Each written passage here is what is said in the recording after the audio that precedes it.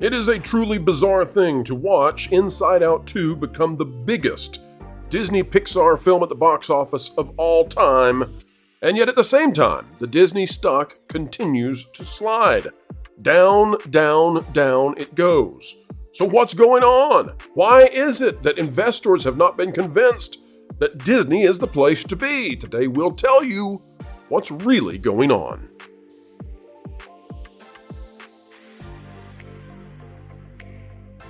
Hello folks, welcome back to the channel that is changing hearts and minds simply by telling the truth about Holly Weird. Today we're telling you about the weird thing going on. Inside Out 2 now becoming bigger than The Incredibles 2. And of course it's a 7 out of 10 for me. It's nowhere close to the best that Pixar has ever put out. But in terms of the box office, in terms of how much it's making, well folks, there's no denying that it's raking in tons and tons of dough. The Barbie demographic is back. And they're supporting this thing to the stratosphere. You'll notice that in the past week, I reassessed and said that Inside Out 2 no longer had any competition from Despicable Me 4 in terms of worry who would be the top of the mountain movie at the end of the year for the box office. And that's largely because Despicable Me 4, in my estimation, simply doesn't have the emotional hook that it needs. Inside Out 2 now only competing with Moana 2. And yet, at the same time, nobody is in line to buy this stock, apparently. Now, folks, we're not here to give you financial advice. We're not here to tell you what you should do with the Disney stock. Please do not take any advice we would ever be construed to have given, because it is not financial advice. But I'm here to tell you, something is going on when you're breaking records at the box office, and the rest of your company is in such a dire spot that you are dropping now yet again this kind of huge percentage of your company's value. And you might wonder why that's happening. Today, we'll explain it. All right, folks, well, on that note, let's talk about the Disney stock. We got some serious trouble right here, and we'll go back to it. Let's see if we can get that on the screen, see how we're doing today. Here we go, folks.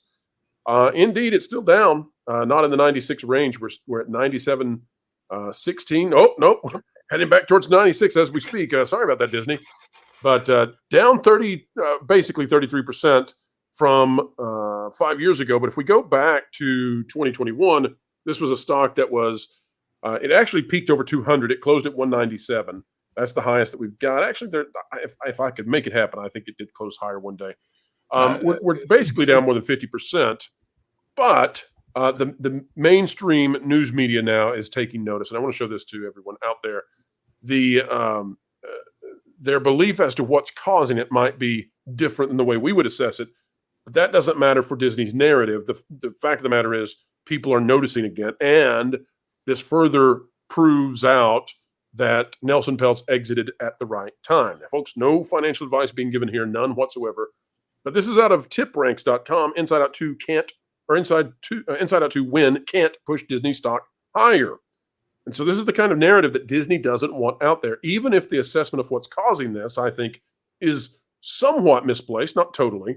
And we'll be talking about the Forbes article tomorrow out of Caroline Reed's work that continues to be fantastic. Caroline Reed is on Disney in a way that almost no other author out there is. It says it should have been a better day for media company Disney than it was. With a new and fairly substantial box office win for Inside Out 2, it should have been a great day, but it wasn't enough for shareholders, who sent shares down fractionally in the closing minutes of Monday's trading session, which clearly has not stopped. Inside Out 2 won a particular honor over the holiday weekend as we discovered that it's now one of the top grossing Disney films ever. In fact, it's now number 9 on that list. I would pause here to remind folks that you should go look at the attendance numbers, not the overall box office numbers. I'm not trying to take anything away from Inside Out 2.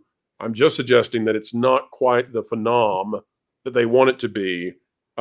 Inflation is the phenom. Inflation is the phenomenon that has caused movies that do well to look like they're gangbusters. But again, not taking anything away from it. They needed this, and it's a win. In fact, it's now number 9 on that list, displacing 2 installments of the Star Wars franchise. Specifically, Inside Out 2 managed to beat both The Rise of Palpatine and Rogue One. With only $10 million to go before it beats out the 2019 Lion King remake, it's a pretty safe bet that Inside Out 2 will land a couple more spaces on the list before it's all said and done. At least that's the case domestically. Inside Out 2 will have to pull in $400 million to overtake Lion King worldwide. But Inside Out 2 has another win to its credit. It's currently the highest grossing film of 2024 and the second highest grosser for Pixar behind The Incredibles 2. And again, for an average film. And by the way, one of the things that's hurt Disney is that The Incredibles 2 is the number one grosser for Pixar. Incredibles 2, I think, is a bad movie. Some might disagree. Yeah. Now, the blame here, a lesser film, yeah.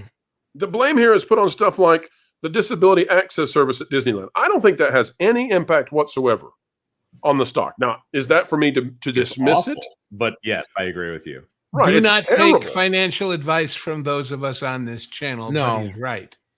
Well, and I don't want to interrupt here, but another thing, I've been noticing this stock thing too, where it's like it makes no sense. You have the biggest movie of the year right now. You're on the eve of the next biggest movie of the year with Deadpool, right? Yet their stock hasn't done nothing but go down, down, down in a burning ring of fire. And all right, Johnny. It has. I'm trying to figure this out. I don't know if it has partially to do with the Disney, tapes coming out. I'm sure the parks has a major part of it. How can this article say the parks and then not mention Tiana? Right. It's not allowed. You can't talk about it. Their attendance is way down, right? Attendance is terrible. And I don't know if this is in this article or not, but this might lead into the next story. Is I wonder how much merchandise they're really selling at this point. Because this is a conversation Valiant and I had the other day, and then the article come out yesterday confirming some of our speculation. And that is, we were wondering, is Inside Out 2 really even selling any merchandise? Yeah, compared to Minions, that was the big thing. Exactly. And the reason why we think that is because Inside Out 2 is getting that Barbie audience. And what we mean by that Barbie audience, we're talking about that 16 to 35 or 40 some year old demographic. So you have a lot of girls that grew up with the first one that are going out to see this one, but they're not the type of crowd that's going to go out and buy toys.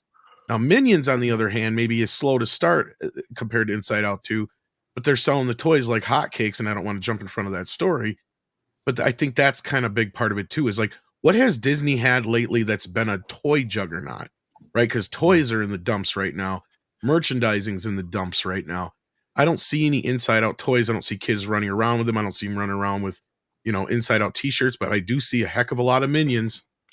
So you're exactly right, Tom. We'll come to that in just a minute, but you made a point earlier about the parks and about attendance, and we don't need to let that go because there's something happening that if folks out there don't know about it, then they can't make any sense of this. How is it possible that Disney could have this kind of success with Inside Out 2, and yet the stock is tumbling? Well, folks, look, we'll show you. This is out of ThrilldAta.com.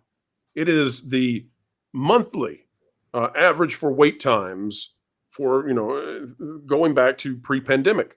Well, we're only going to go back to 2021 because that's really all the years that you can fairly compare. Although I will say that if you go back to pre-pandemic, so if we were to go over here back into 2019, it's a booming economy with a booming theme park. So it would only make this more poignant, is what I'm trying to say. So let's go back to 2021.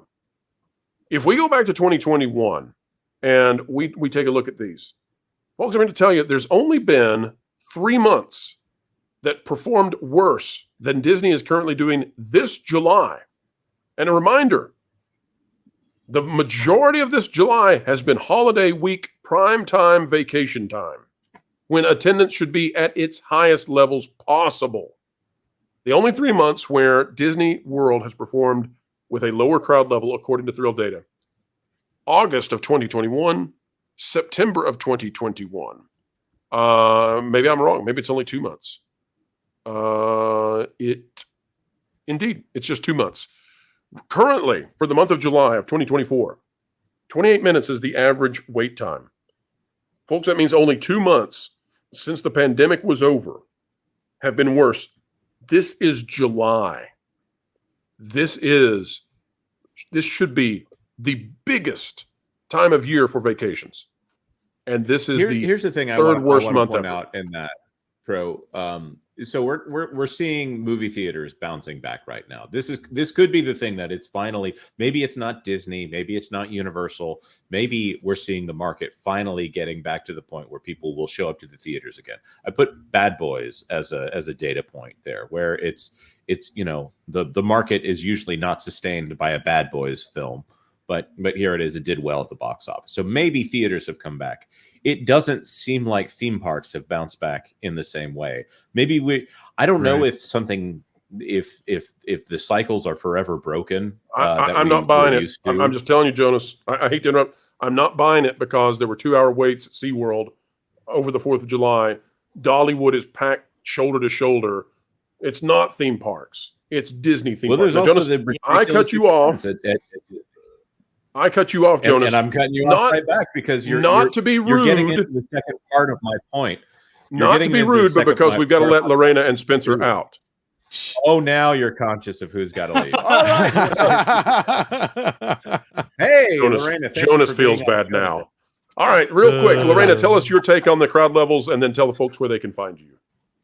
Well, the crowd levels are definitely down, scarily down for the 4th, because the 4th of July at Disney World used to be a sea of humanity on the 4th. That was like the big weekend that you went down there, because the 4th of July at Disney World used to be super, super patriotic, and people camped out at the darn Magic Kingdom all day.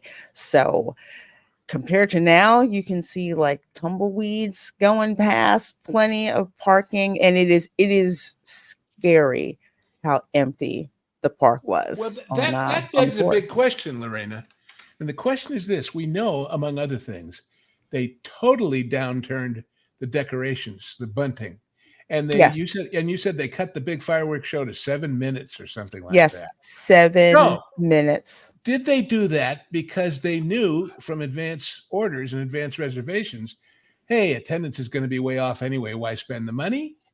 And was that the right or wrong decision? You know, there's a lot of inside knowledge they have that might motivate those kinds of cost cutting. Yeah, especially because of their reservation system. It is data mining, folks, and I would not put it past Disney saying, you know what, we got less people coming, so let's cheap out on the fireworks. Yeah. When in the meantime, you've got SeaWorld, because I live near there, doing a crazy amount of fireworks. My local town doing a crazy amount of fireworks. So it looks bad, because how much has Disney been nickeling and diming people, and you cheap out on one of the notoriously biggest fireworks exhibitions of the year? Just because you can doesn't mean you should.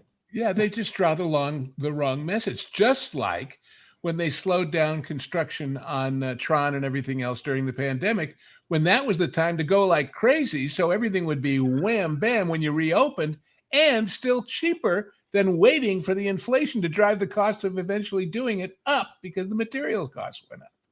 All right, folks, we've come to the end. Yet again, another video in the can. Hope you enjoyed it. And if you did, consider clicking the like button, share, subscribe, click it, stick it to the algorithms. It's the notification bell. Drop a comment right on down below. Let us know your thoughts. And folks, we hope you're having a dandy of a time wherever you are. Go find someone you love, give them a hug, tell them it's going to be okay, and put smiles on the faces of others all around you. Folks, wherever you are and whatever you're doing, keep learning, keep growing, and keep having fun.